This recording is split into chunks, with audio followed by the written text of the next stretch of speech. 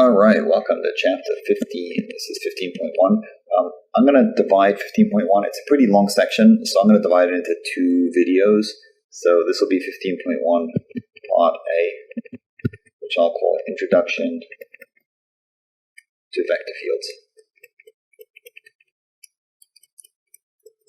So we'll define vector fields, we'll draw an example or two, and then we'll define curl and divergence, and then that'll be it for part A. And then in part B, we'll do the other topic from 15.1, which is conservative vector fields. So, for what it's worth, chapter 15 is all about basically vector fields and the integrals that come up associated to vector fields and what they can represent and so on and so forth. So, we'll just begin with a basic definition. So, a vector field is nothing more than a function which assigns a vector to each point. So, a vector field is a function. And this could be either capital F of xy in 2D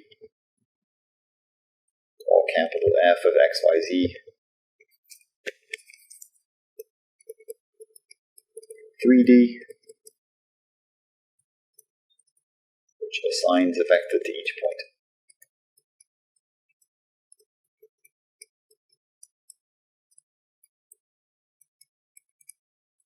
So, for example, something like f bar of xy, say xyi plus y squared j. This is in 2D. So for every point that you plug in, you get a vector out. So then each point gives a vector. Don't worry for right now about what this is used for. We'll see that in a second when we have a good picture. So for example, f of say 2, 4 would be 2 times 4, 8i, and y squared 16j. So that's the vector that gets assigned to that point. So sketching. Once we sketch one of these, we'll have a really good idea of what they can be used for. So to sketch it, what you do is basically you plug in a whole boatload of points. Each point gives you a vector. And then you plot each vector at the point that gave it to you. So plug in lots of points. Each point gives a vector.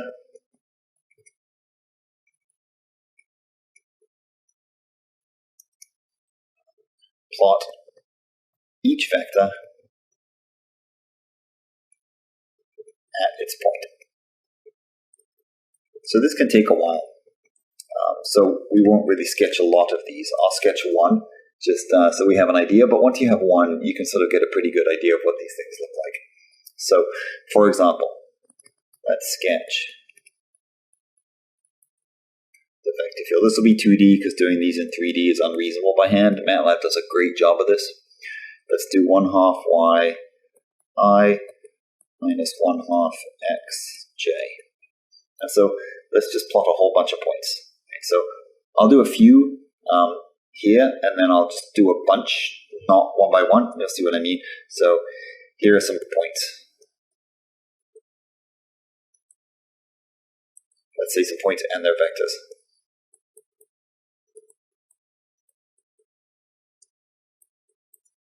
So say f of 0, 0 is obvious. That's the 0 vector.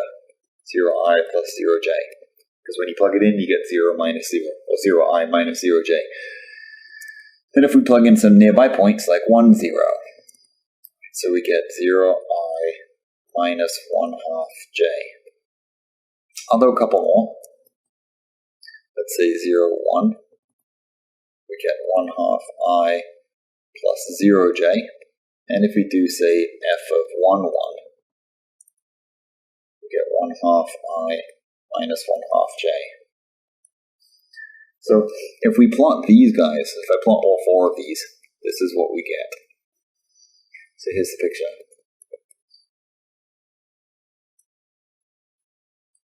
So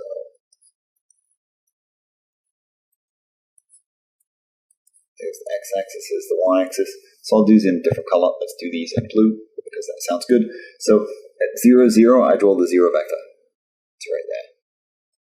At 1, 0, right here, I draw the vector which goes down by a half. So like here. At 0, 1, which is right here, I draw the vector that goes to the right by 1/2. So right here. And at 1, 1, which is right here, I draw the vector that goes to the right by 1/2 and down by 1/2. So that's right here. So these are all in blue. These are the blue vectors. The reason I say that is I'm going to sort of pause this now and I'm going to draw a boatload more vectors just so we can get an idea of what everything looks like overall. So I'm going to do the other ones, let's say in green. No, just so we can sort of distinguish between the ones that you saw me draw and the ones that I'm about to do offline. So, I drew a bunch more green ones.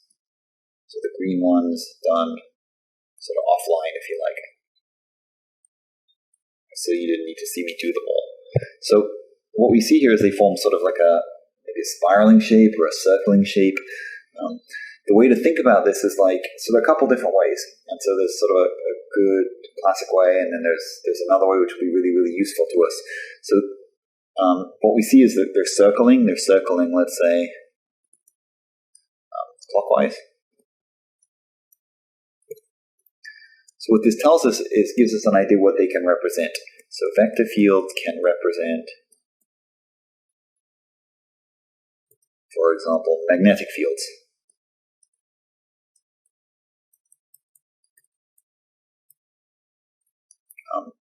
Let's say electromagnetic fields.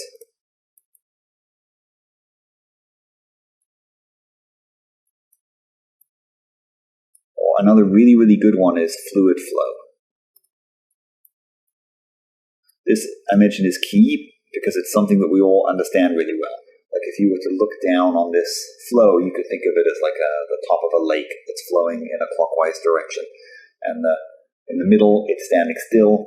The further you get from the origin, the faster it's going, things like that. So the fluid flow one is a really, really good one for later on in the chapter when we're trying to understand what the integrals represent that use vector fields. So keep that one in mind. The other ones are also useful, but they're a little more technical. But the fluid flow is one that we've always, that everybody seems to sort of understand what's going on visually. So here's one more. This is even simpler, but it's good to have at least two examples. Let's sketch. This takes about a minute to do. Something like, well, less than that. Say 1i plus no j's. So here, every single vector, no matter which point, is pointing to the right by 1 unit.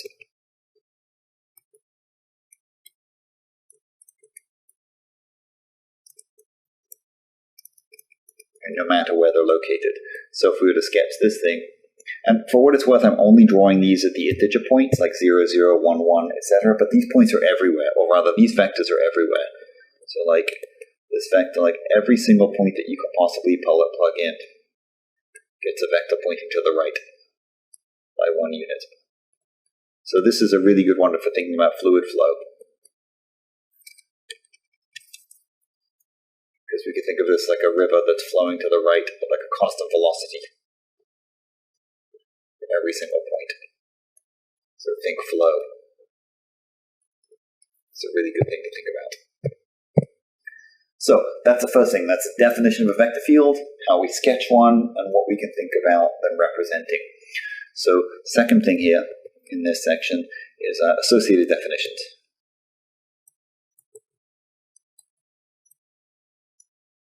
So specifically, divergence and curl.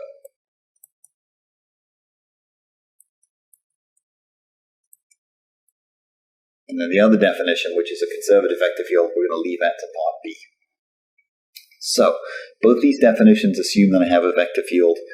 I'm going to put it in 3 dimensions, and I'll make a comment on what happens in 2 dimensions. So for the vector field F equals mi, so the m and the n and the p, those are just placeholders. That's just so I can say like, hey, I'm going to do something with the sort of coefficient of the I, if you like, right? So we can define the following. So I'm going to define each of these, divergence and curl, and then I'm going to do an example, and then I'm going to tell you what it represents visually. then there are a couple of terms that go with these. So the divergence, A.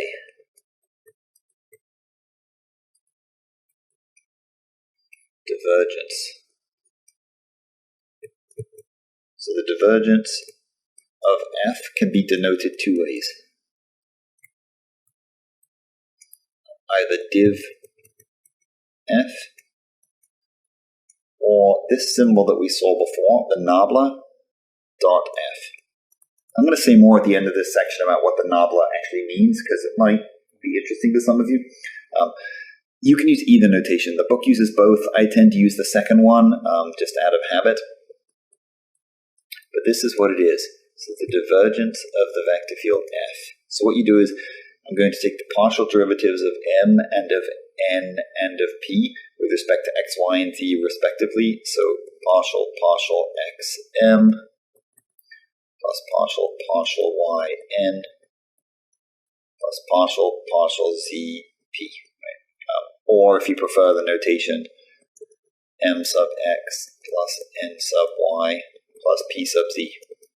So something to immediately note about this, which is important, I'm going to put it in red, if this is a scalar.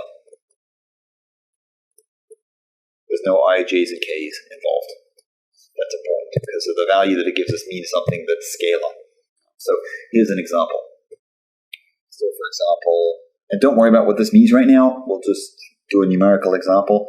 If f of x, y, z is, say, x, y, I plus y squared j plus xz cubed k, then the divergence,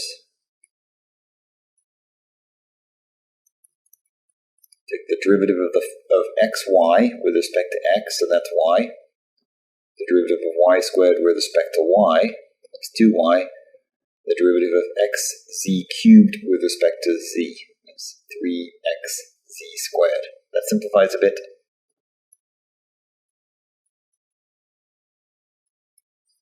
And then we can plug in points, because this is still a function. So if we plug in 1, 2, 3, we get 3 times 2 plus 3 times 1 times 3 squared. This is 6 plus 27, this is 33. And again, don't worry right now about what that means. That's just the value that we get. So here's the meaning, however.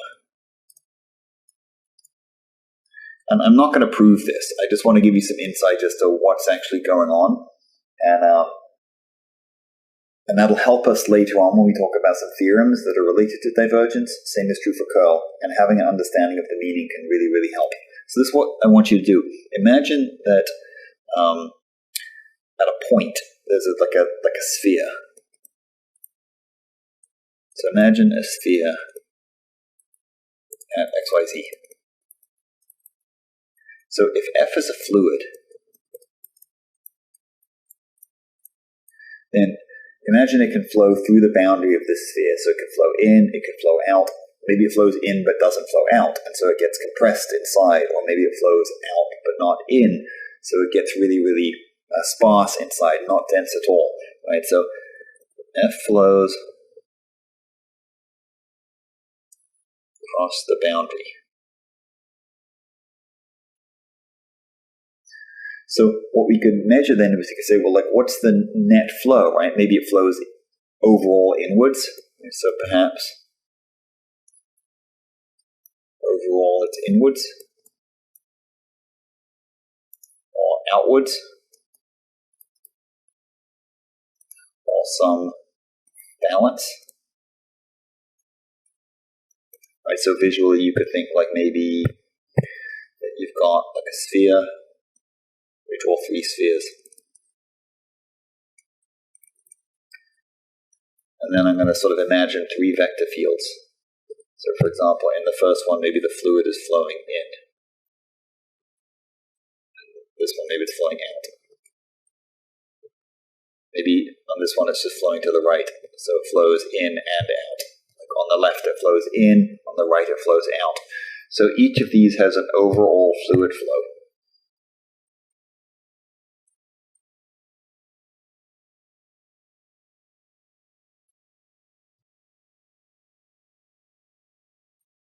So that value is what the divergence measures.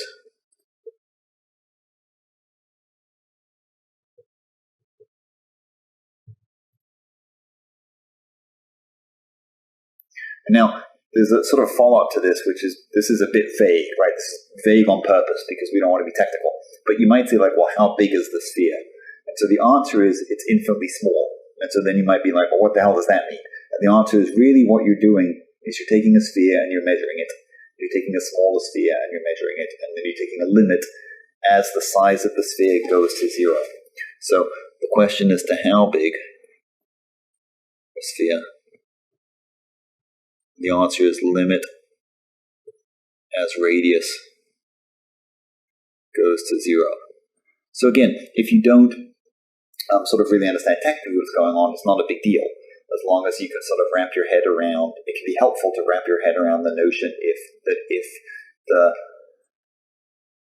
and I'm going to write this in a second, so I'll just say it first, is that if the divergence is positive, then the point is producing fluid, if you like, and if the divergence is negative, then the point is sort of sucking in fluid, and if the divergence is 0, then the point is doing neither.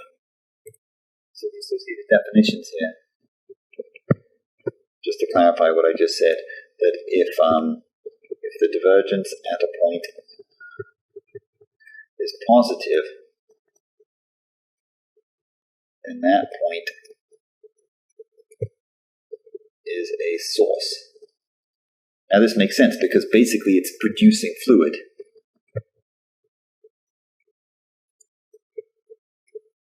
Or magnetic strength or something, but the fluid idea sort of makes really good sense here.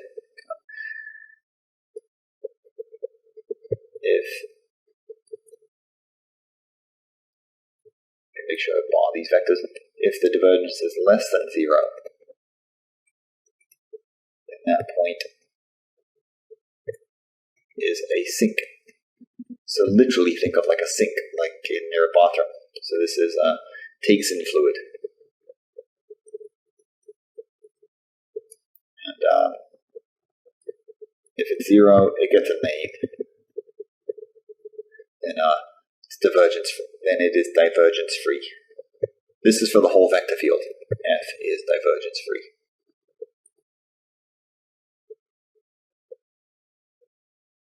This term won't come up a lot, but I just wanted to mention it. So like in our example, right over here on the right,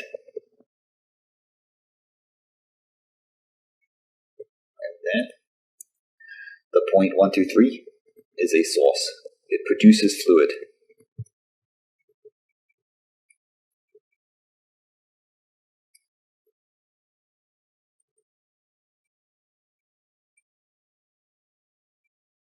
This is because the divergence is greater than 0. So that's divergence. The second one is what's called the curl.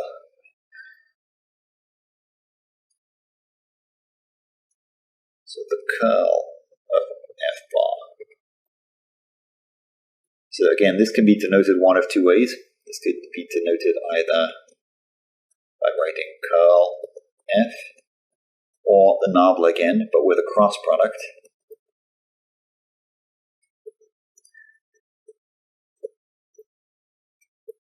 And again, I'll tend to use the second one. You can use either one of them, totally up to you.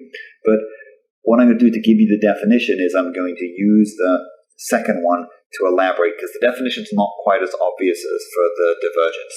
So this is what we do for the curl. So first, I'm going to tell you exactly what nabla is. So I'm going to put nabla. So nabla is actually something called a differential operator. It's a bit like a ddx. So nabla is partial xi plus partial yj plus partial zk. Now, these things are not derivatives of the ij and k. So partial xi does not mean the derivative with respect to x of I. Right? It's just sort of a placeholder thing. So then what happens, for nabla cross f, right, I'm literally going to do like a cross product. So the way that we did cross products is I wrote down what nabla is, and I write down what f is. So nabla is this thing.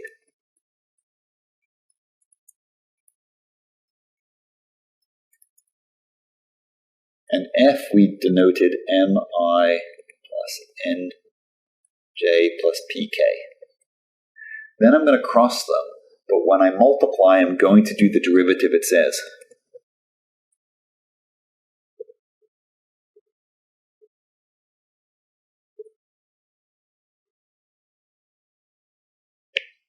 So, take a look at what I mean by this. So I'm going to write all over the the nabla and the f we just drew. So when I do nabla cross f, what I do first, let me pick a color that's easy to see. Let's do light green. So when I do a cross product, what I do is I do this right here times this minus this times this. We do another word. This times this minus this times this in our 6 things. That's to get the I component. So when I do that, I'm going to do that, but I'm going to take the partial derivatives that result and not the products. So in other words, I get partial p partial y minus partial n partial z. That is the I component. And we write down a minus. And then we do the same thing, but with, let me use a different color, let me use pink. But I do this guy times this guy minus this guy times this guy. And when I do multiplication, I do the derivatives. So this turns out to be partial p partial x minus partial m partial z. This is the j. And for the last one, we hide the k's and we do partial n partial x minus partial m partial y. So here's the thing, is you can, if you want, memorize this thing. Right? Like for all, if you have a great memory and you want to memorize this, go for it. Right? So memorize if you wish.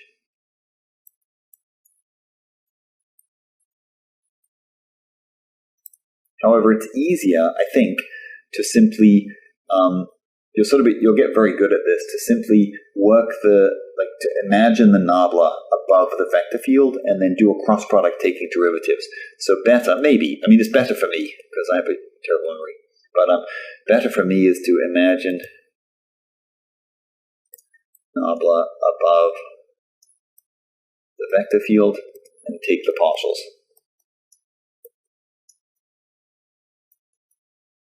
via a cross product. So let me give you a specific example. So let's say f of x, y, z is, say, for example, x, y, I plus x squared z, j plus, say, z squared k. So to do the kernel of f, this is what I picture. So I'm going to rewrite the f, but you don't need to. I'm going to picture this guy as floating above the vector field. But here I'm going to rewrite it, just because for the first time. Here's the vector field.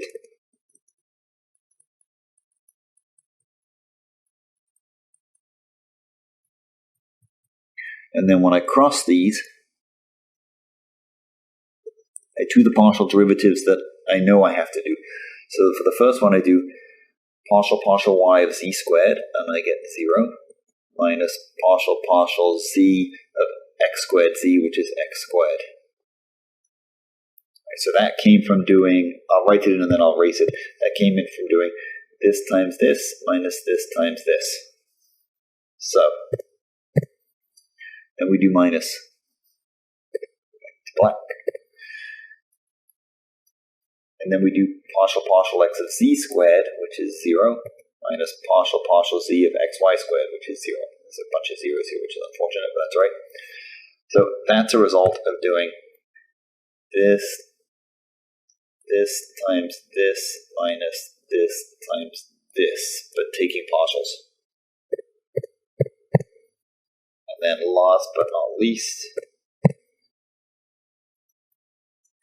we do partial y of z squared, which is 0, minus partial z of x squared z. Sorry, I'm doing that wrong. We do partial x of x squared z, which is 2xz, minus partial y of xy, which is x. And that one we got by doing this times this, minus this times this. But again, doing the partial derivatives, not the multiplication.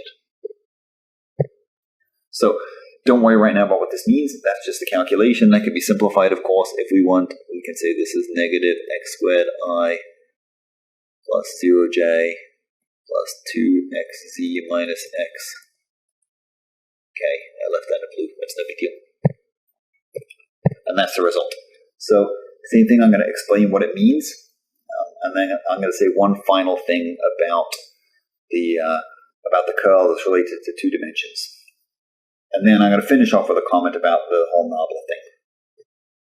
Before I tell you what this represents, the last thing I want to make sure that you realize, you've seen it because we did an example, is that this is a vector. And so the divergence gives you a scalar, but the curl gives you a vector. Now, here's the meaning. So I want us to go back to like the very small example, the very small sphere example. So again, imagine a small sphere at xyz. So the fluid, right? So you want to imagine that this sphere is fixed in location, but it can rotate. Right? Suppose the location is fixed, but it can rotate.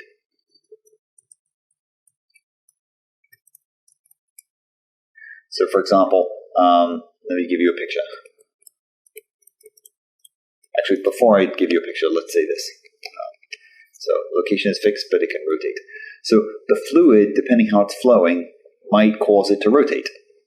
So if the fluid causes it to rotate, then it has an axis of rotation.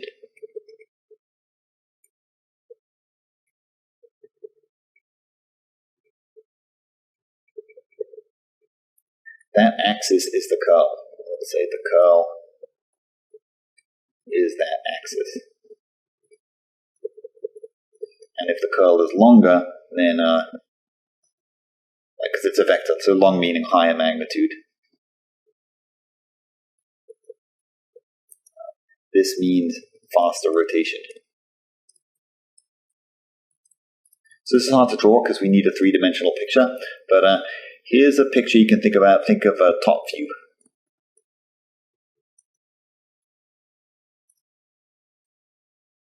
So what I want you to imagine is you're looking down at the situation. So you've got this sphere, and you've got this vector field, which is maybe, say, going this way, this way.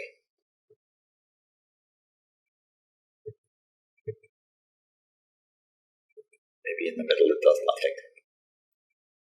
So what happens is that sphere that you're looking down on will rotate. So the sphere rotates.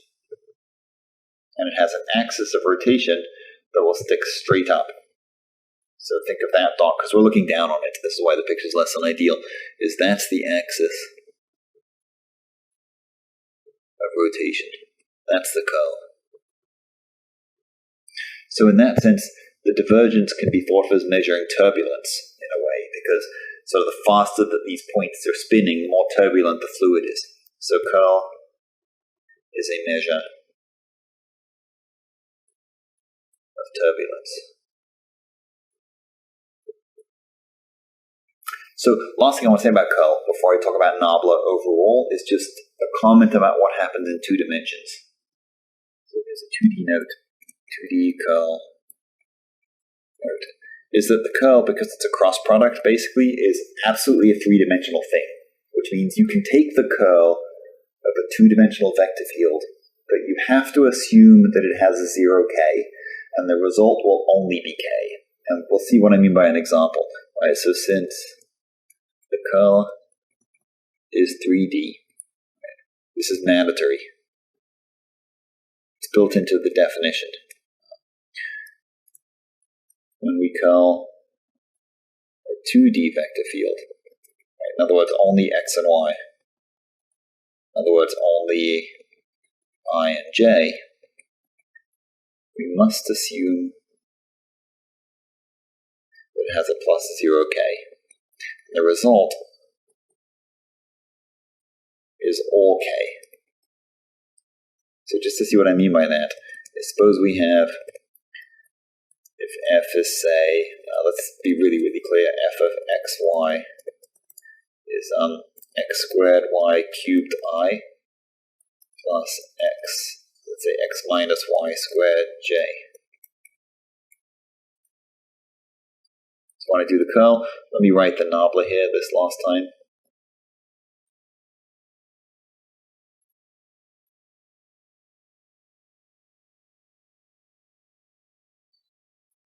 And then I'm going to write the f. And when I do this, I have to put in a 0k. Oops, there should be a k up here. No, it's just a fancy k. So when I cross these to get the curl, so I do partial y of 0 minus partial z of x minus y squared, right? So I do, let me do this in pink again. I do this times this minus this times this. And you see that when I do that, I get 0 minus 0, because both of those things will be 0. So we get 0 minus 0i. When I do the j component, we do, I'll write on it and then I'll unwrite on it. I do this times this, which is 0. And I do this times this, which is also 0, because there are no z's in it. And so if we do that, we get 0 again. Or 0 minus 0, to be specific. And then when we do the last one, then we don't get 0 necessarily, because we do the k component, we do this times this minus this times this. Right? Do the relevant partials. And when we do that, we get partial x minus y squared, which is 1, minus partial y, x squared y cubed, which is 3x squared y squared, k. So notice this is all k.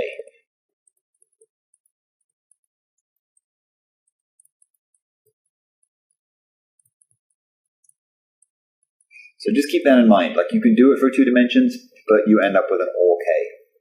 So this is formally the end of this section, but I want to do maybe 5 more minutes just to sort of say something about this nabla. I'm going to clear the screen and then I'll write it again.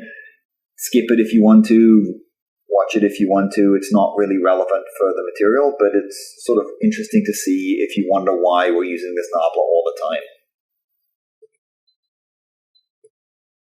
So let me call this, this is like a little appendix. So what's up with nabla? Let's see, what's with this nabla? So nabla is what's called the differential operator.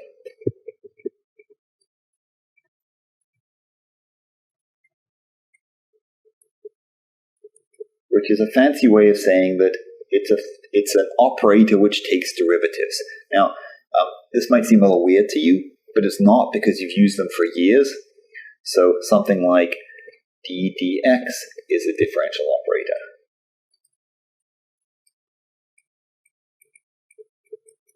And so what is d dx? Like it's an operator that needs something to act on, right? It's like a thing that's saying, like, feed me something. Right? So d dx needs a thing to act on. So for example, d dx, if you give it, say, x squared plus x, then it spits out 2x plus 1, and it's happy. So it's an operator, operates on things, and it does that by taking derivatives. So now that you know what a differential operator is, nabla is this differential operator.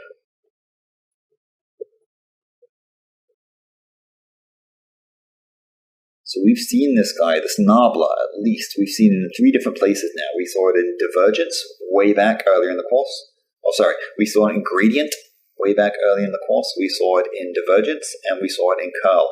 And so all I want to do is show you it's exactly the same thing every single time, right? So we saw this in the gradient, in divergence, and in curl. Right? So it's all the same. So let me show you. So for example, when we do the gradient, we take a function like a regular function, say something like this. When you take the gradient, you take nabla f. Right? This was the notation. It was just nabla f, nothing else. Think about what that means. That means this guy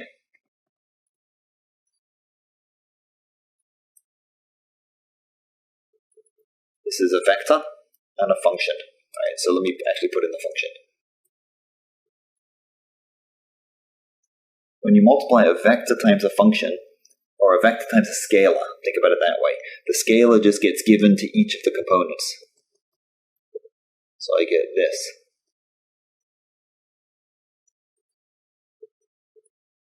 So I basically distribute it amongst all the components.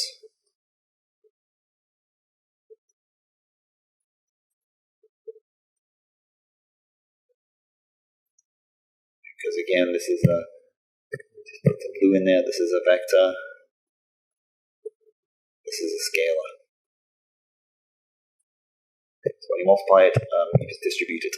And then when I do these individual little differential operators, these individual derivatives, we get y squared z cubed I, we get 2xyz cubed j, we get 3xy squared z squared k. And that's the gradient that we know, right? When we do the divergence, take a vector field. Something like, let me actually put the xyz's in it. We take something like, let's say xyi plus x squared zj plus x plus zk.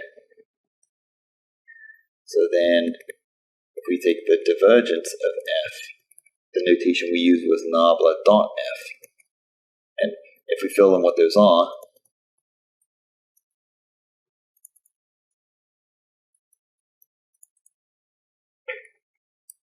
and we fill in the vector field,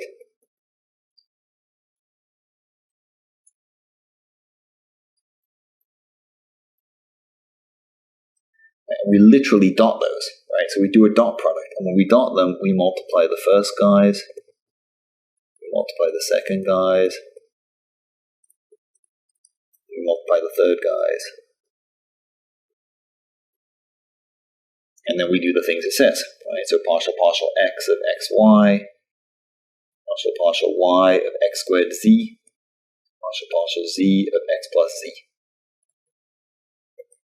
And of course we've seen for the curl, I won't do another one, we literally do the cross product. So basically all three of these things are using the same nabla, right? They're just using them in different ways, and that's the notation, right? So all three use this nabla. So this guy is a vector times scalar. This guy is a vector. This is terrible. It looks like a dot product. That's vector times scalar. This is vector dotted with the vector. And this guy is a vector crossed with a vector. That looks like an X. That's a vector. And so that's why the notation is there. So that can be helpful. Again, you don't need to memorize this. You don't need to really even know it. But it can be helpful to understand what's going on with this nabla here and why it's been cropping up. And this is a reason why I prefer to use it, because then it's consistently meaning the same thing every single time. So that's the end of part A of 15.1.